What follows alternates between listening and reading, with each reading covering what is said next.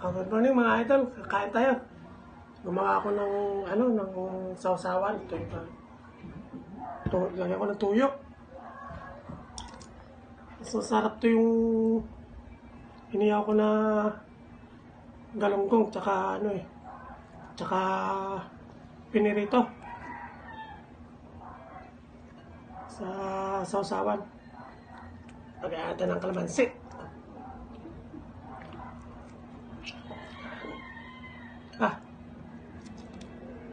Yung anak ko nangihingi ng kalamansi, lagyan ko daw siya. Sabihin muna natin ito.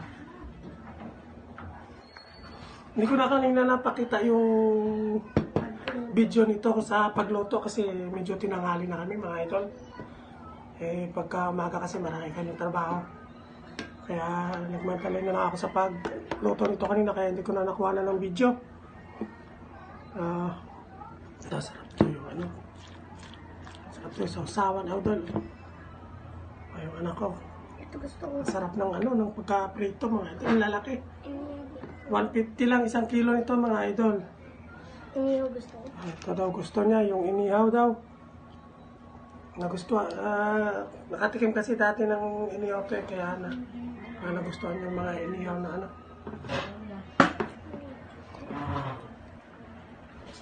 First bite mga idol sa inyo. Sasaw natin ito. Tinik pa. Tap.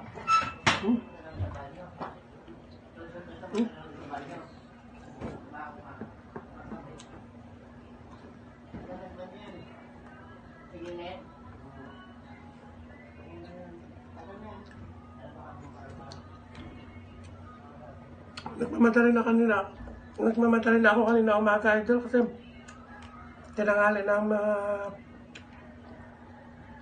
bata-bata ko.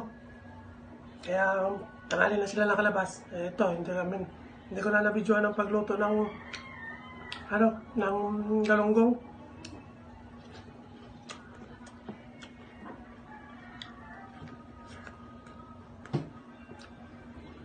Malaki 150 lang. Lakpas sa palat ko. Okay. 150 isang kilo. Idol.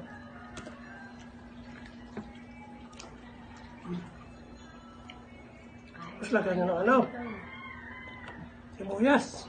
Saka sili. Idol. Sarap to. Yan pa shoshi.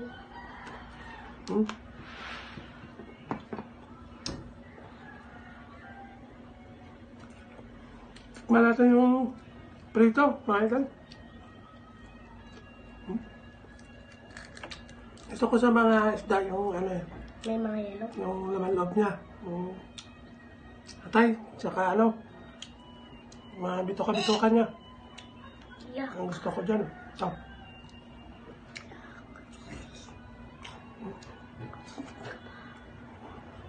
Kaya sibuyas.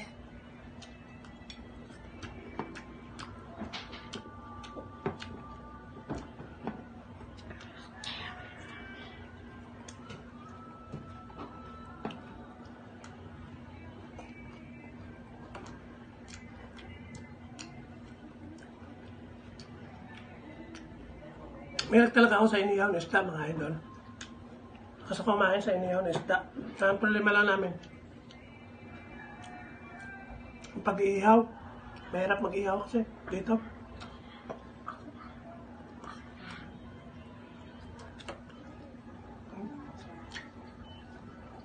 Ito, lalaki, idol.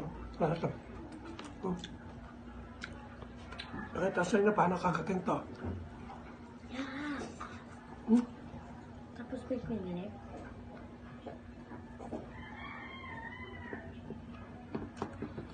Sarap na, idol.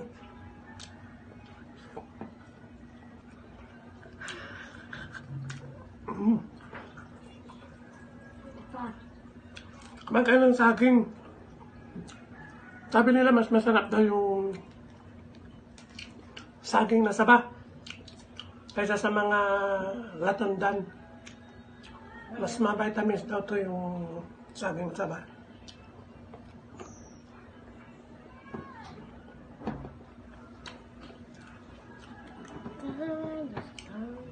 anak ko lagi ko pinapakain ito kasi ano yun, laging nagreklamo, masakit daw yung tuhod niya.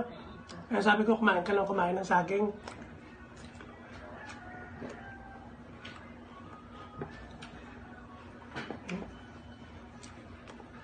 Sarap na ihaw, idol. Sa inyo, magkano kilo ngayon dyan mga idol dito sa Malabon? 150 lang ang kilo ng isang kilo ng galunggong. Sarap na idol.